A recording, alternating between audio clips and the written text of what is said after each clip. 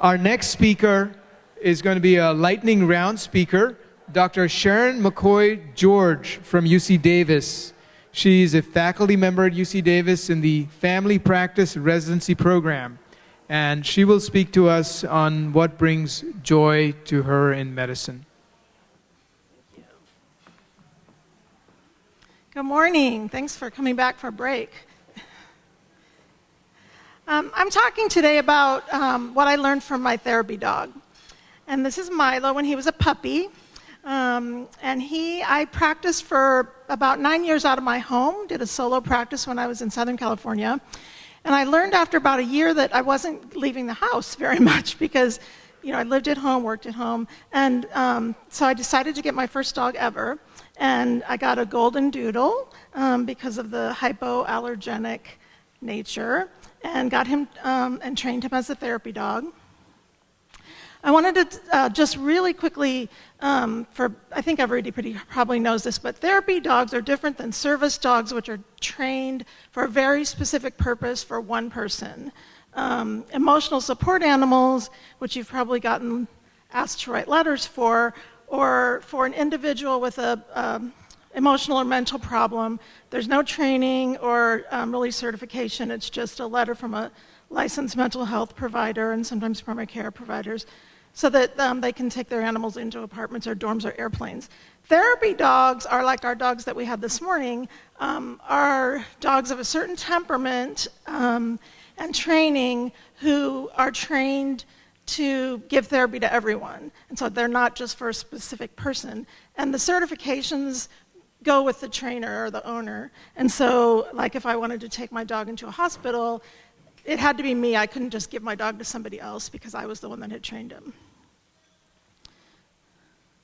And when I did my training, not being a dog person myself, they kept saying, yes, therapy dogs are born, not made, because I clearly wasn't a good trainer, I think is what they were telling me. But, outgoing and friendly. On the test, they do things like drop loud things or run wheelchairs into them and make sure that they aren't going to freak out and jump on people or whatever.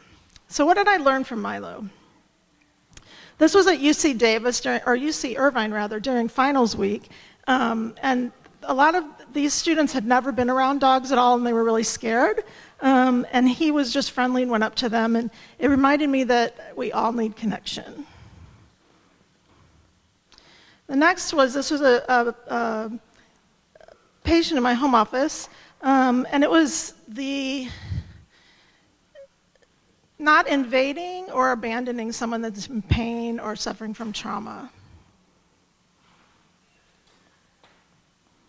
Third is that animals bring people together. This was a retreat, a physician retreat at my home in St. Louis when I lived there. And people called him a guru because he just could sense when somebody was sad or happy and wanted to share something, and he would just go up to them and constantly rub their leg until they'd pet him if they were sad, and brought people together and brought them out of themselves. This was a woman with Alzheimer's disease, and what I learned from him and his interaction with her was that touch and presence reach everyone. She was mostly within herself, but when she was around Milo or another dog, she would reach out and be happy and smile and laugh. Nature heals. Sometimes I would go on walks with my patients if it was something that was mostly a talk visit and that was something they wanted.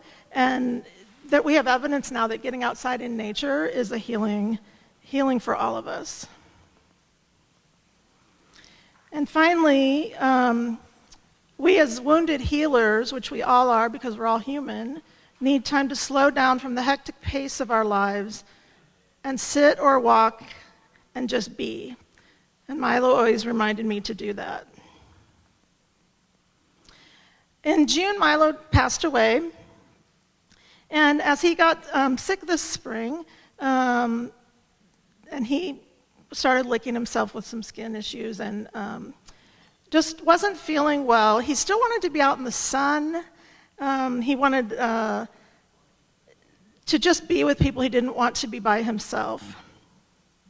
And so what I learned from him is that we're all going to die, and that when we know that and we keep that in mind, it makes everything easier.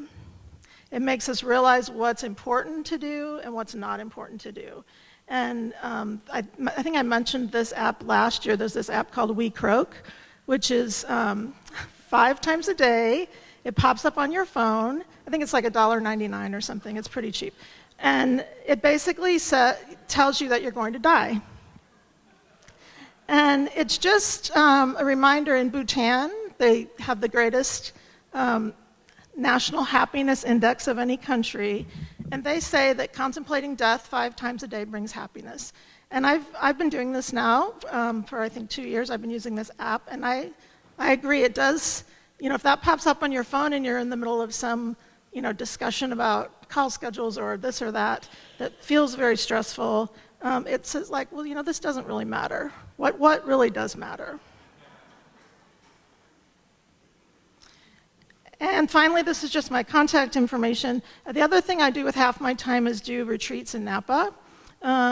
We bought this property. We have a medicinal plant garden and some other things. And so I'd love to talk to any of you that would be interested in coming to a retreat or having a small group retreat for your practice.